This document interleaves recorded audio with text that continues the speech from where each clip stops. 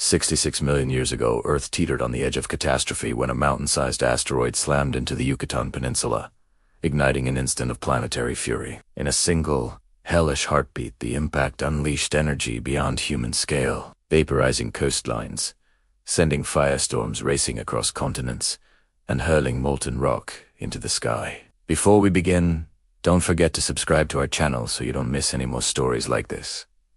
Oh, and please leave us a like. Current paleontological research indicates that approximately 3/4 of Earth's species disappeared during this period, with virtually every animal exceeding 25 kilograms failing to survive. The non-avian dinosaurs stood out as the most recognizable victims, having dominated terrestrial environments for approximately 165 million years prior. The sudden nature of their disappearance has prompted many to call the impact day the day the dinosaurs died, with several documentaries adopting this dramatic title. But did these ancient reptiles truly perish simultaneously within a single day? During the late Cretaceous period, dinosaurs inhabited all continents and displayed remarkable diversity. Scientific estimates suggest over 1,000 distinct species roamed the planet when the asteroid made contact. Many possessed armor, others reached gigantic proportions, and some fell below the fatal weight threshold. This makes their instantaneous disappearance seem questionable.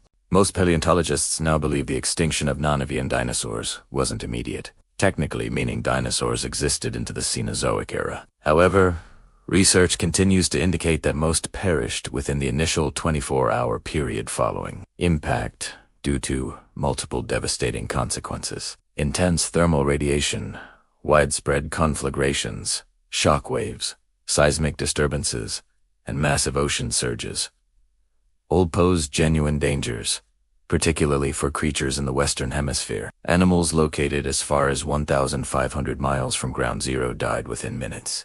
Globally, some dinosaurs were initially protected from these direct effects, but none could avoid the enormous quantities of superheated debris launched into the atmosphere and beyond.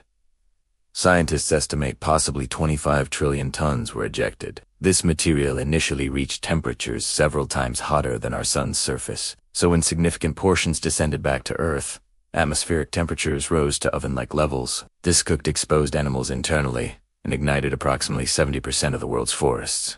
This catastrophe left few survivors, though in certain protected regions including wetlands, dense tropical forests, and polar areas small populations of dinosaurs endured.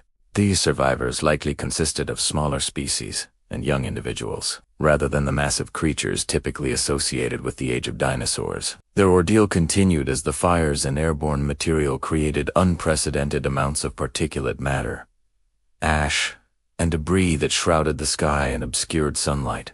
This caused dramatic drops in worldwide temperatures, with averages potentially plummeting by 36 degrees Fahrenheit, 20 degrees Celsius. The sun's obstruction also created permanent darkness, introducing additional complications. Scientists believe this apocalyptic winter delivered the final blow to non-avian dinosaurs, though uncertainty remains regarding how long this period lasted before eliminating survivors, or whether some endured but became too weakened to recover their populations. Substantial research suggests survivors persisted for several weeks, months, or potentially years. Meeting species likely survived longest initially, given the abundance of deceased animals to consume. Plant-eating dinosaurs faced immediate doom as most vegetation had burned. Some fortunate herbivores may have discovered preserved plant pockets, but these resources quickly depleted. Once herbivores vanished, carnivores soon followed. Recent studies have proposed specific timelines, including one suggesting dinosaurs went extinct exactly 15 years post.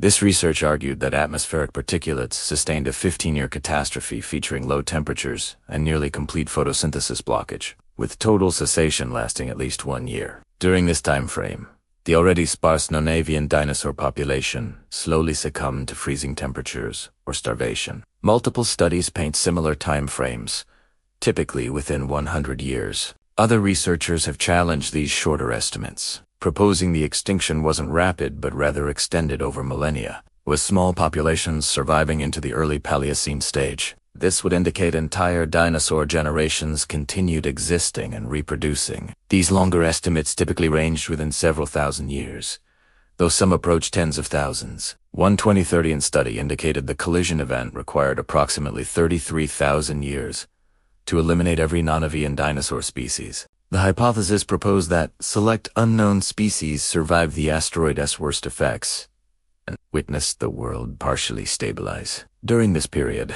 mammals grew slightly larger, insect populations increased, and large turtles, plus crocodilians, became the dominant megafauna, creating a bizarre world for surviving dinosaurs.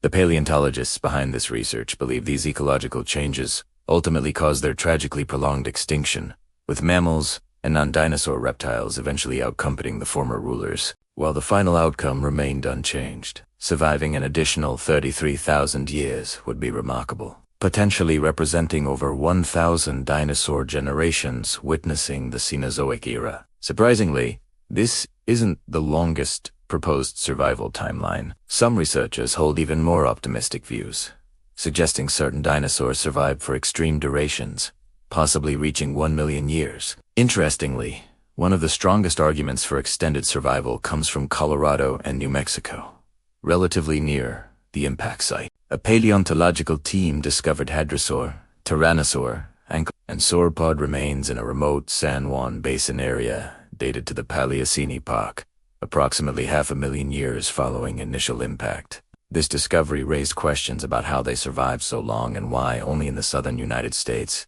relatively close to the crater. The lead paleontologist offered 3 possible explanations. First, their location might have provided substantial shelter from the blast, perhaps resembling a canyon offering protection from the worst effects. The second, more plausible scenario suggests this diverse survivor group originated not from the States, but from northern regions, like Alberta, Canada, where asteroid effects were comparatively less severe. Following temperature drops and resource depletion, they eventually migrated south, discovering a small, sustainable area. The final proposal suggested no juvenile or adult individuals survived extinction due to their size, but rather their eggs protected in nests and being small-scale destruction. These eggs hatched after immediate effects subsided, and with considerable luck, populations re-established themselves for 500,000 years. If accurate, these dinosaurs witnessed Earth's full recovery from the asteroid, and potentially encountered new animals emerging during that time,